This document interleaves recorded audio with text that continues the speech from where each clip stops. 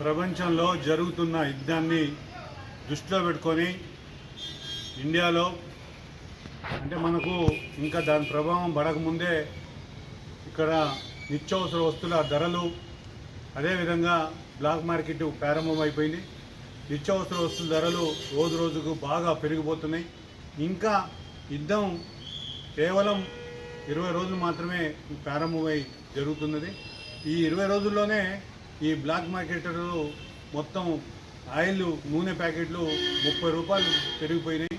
దాదాపు నూనె కొనే పరిస్థితి లేదు.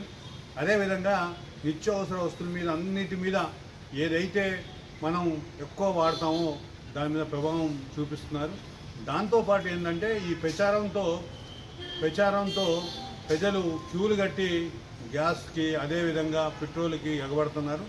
ఓ పక్కన ప్రభుత్వం ఏమో ఉందని చెప్తున్నారు, స్టాక్ ఉన్నది, మీకు పెట్రోల్ ఏం తక్కువ కాదు, గ్యాస్ ఏం తక్కువ కాదని ఒక పక్కన అంటేనే ఉంది. ఒక పక్కన దేశంలో మన ఇక్కడ స్టాక్ లేదని చెప్పి లేదా పెట్రోల్ బంకులు మూసివేసి ఇవన్నీ కూడా చూపించే వరకు ప్రజలు భయప్రాంతులు అవుతున్నారు. అందుకోసం ఏంటంటే అధికారులు ఏం చేయాలి, ప్రభుత్వం ఏం చేయాలంటే అధికారులకు చెప్పి అధికారులు ధరలు నియంత్రణ చేయడం కోసం చర్యలు తీసుకోవాలా.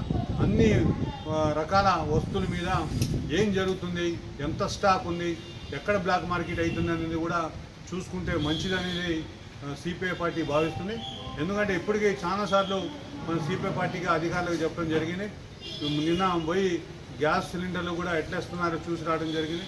ఇలా బంకులు మొత్తం కూడా ఖాళీగా ఉన్నాయి. కాబట్టి ఎట్టి పరిస్థితుల్లో నిత్యావసర వస్తువుల ధరలు పెరగకుండా చూడాల్సిన బాధ్యత ఈ కేంద్ర ప్రభుత్వం రాష్ట్ర ప్రభుత్వం ఉంది. అందుకోసమే అధికారులు నిద్రపోకుండా ఇప్పటికైనా సరే ఎక్కడైతే స్టోరేజ్లు ఉన్నాయో మొత్తం స్టోరేజ్లో సరుకులు ఎంత స్టాక్ అవుతుంది, ఎంత ఉంటున్నాయి, ఎవరెవరు బ్లాక్ మార్కెట్ చేస్తున్నారనేది దాని మీద దృష్టి పెడితే బాగుంటుందని సిపిఐ పార్టీ డిమాండ్ చేస్తుంది.